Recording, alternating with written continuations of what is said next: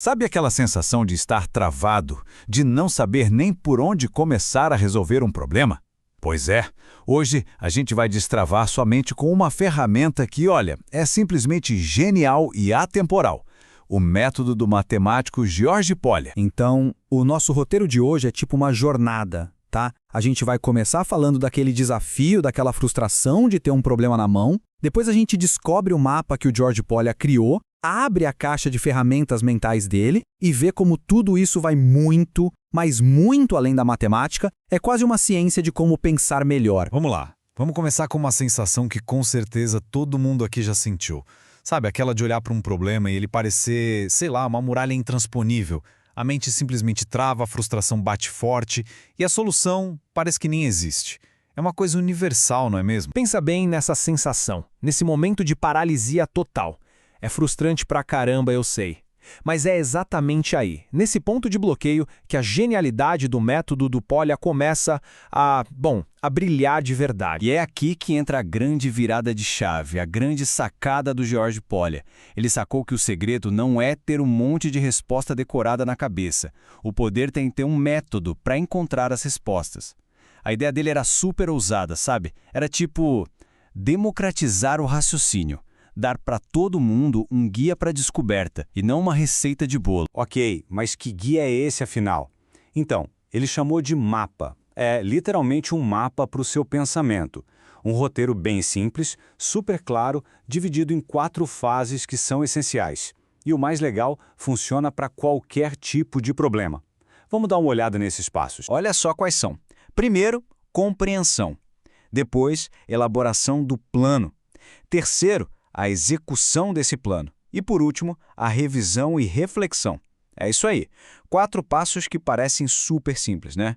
Mas eles são a espinha dorsal de um pensamento muito mais claro, muito mais eficaz. Agora a gente vai mergulhar em cada um para você entender o poder que está escondido por trás dessa simplicidade toda. Primeiro passo, compreensão. Parece meio óbvio, né? Mas acredite, é a fase que a gente mais pula. A missão aqui é simples, desmontar o problema. O que eu já sei, o que eu preciso descobrir, qual é a pergunta de verdade que está sendo feita. Exato, e não subestime isso de jeito nenhum. Para Polya, se você realmente entende o problema, mas entende de verdade, você já fez mais da metade do trabalho. Depois que você entendeu, vem o plano. É aqui a hora de conectar os pontos, sabe? Ligar o que você sabe com aquilo que você não sabe. Você já viu um problema parecido antes? Dá para fazer uma analogia? Essa é a alma do método. É o coração da coisa toda. É o momento em que a sua estratégia e a sua criatividade se encontram para traçar um caminho. Essa é a verdadeira arte de resolver problemas, tá bem aqui. Beleza. Com o plano na mão, a gente parte para execução. Mas atenção aqui. Não é para seguir o plano cegamente como um robô. A ideia é executar cada passo, mas sempre verificando, com calma, com paciência. Exatamente. O plano não é uma camisa de força, ele é um guia vivo. Se alguma coisa não parece certa no meio do caminho, você para, ajusta, repensa. É tipo um diálogo constante que você tem com o problema. E, finalmente, a revisão. Você encontrou a resposta? Maravilha. Mas calma, o trabalho ainda não acabou. A solução faz sentido, o resultado está correto.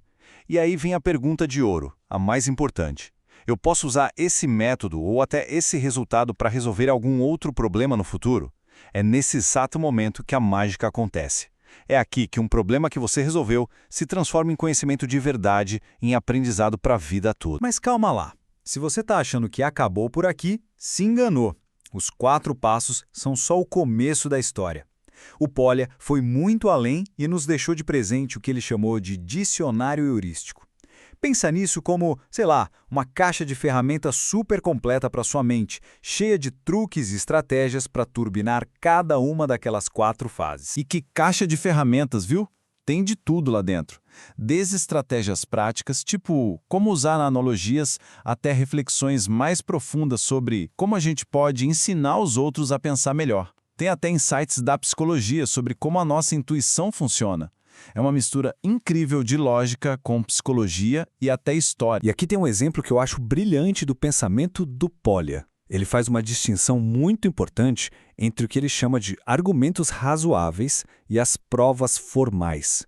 Exato. E isso, gente, é genial para o aprendizado. O Polya defendia que no começo a gente tem que focar nos argumentos que são razoáveis, mesmo que eles não sejam 100% perfeitos. E sabe por quê? Porque isso dá confiança, dá autonomia para a pessoa explorar as ideias sem aquele medo de errar, sem a pressão de ter que ser perfeito logo de cara. E esse ponto que a gente acabou de falar nos leva para uma ideia que é fundamental. Porque pensa bem, o Polya era um matemático, certo? Mas o método dele vai muito, muito além dos números. Ele não criou só um jeitinho de resolver a equação. Ele criou uma ferramenta universal para a gente pensar melhor. O Polya também gostava de classificar os problemas, basicamente em 2 tipos. Os problemas de descobrir, que é quando você está procurando um X desconhecido, e os problemas de provar, onde o seu objetivo é mostrar se uma afirmação é verdadeira ou falsa. E o mais legal é como ele mostra que dá para transformar um tipo no outro. Pensa só, provar o teorema de Pitágoras parece uma coisa super abstrata, né? Mas e se a gente transformar isso num problema de descobrir como rearranjar umas pecinhas geométricas para formar outra? Essa flexibilidade de pensamento, essa é a chave de tudo. E claro, é bom lembrar que o Polya não tirou essa ideia do nada. Ele estava, como dizem, apoiado em ombros de gigantes.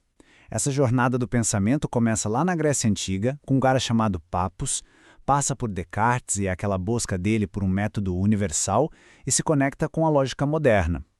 O que o Polya fez de tão genial lá em 1945 foi pegar tudo isso, organizar, dar um nome e transformar a heurística num método poderoso que qualquer um de verdade pode aprender e até ensinar. Então, a gente chega no grande legado do George Polya.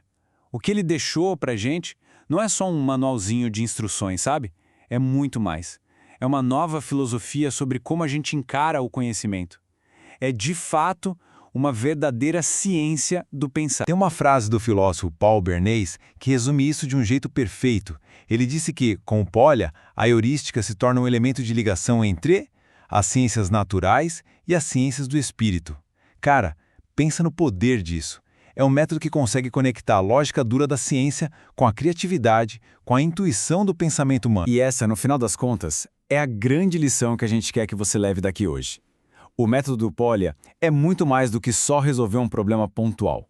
É uma ferramenta para, de certa forma, reprogramar sua mente, para que você consiga encarar qualquer desafio, qualquer um mesmo, com mais estrutura, com mais criatividade e, o mais importante de tudo, com muito mais confiança. E agora, a pergunta final é para você. Com esse novo mapa mental aí nas suas mãos, qual é o primeiro desafio da sua vida, seja ele grande ou pequeno, que você vai redesenhar usando esse poder? Pensa aí, porque a arte de resolver problemas, a partir de agora, também é sua.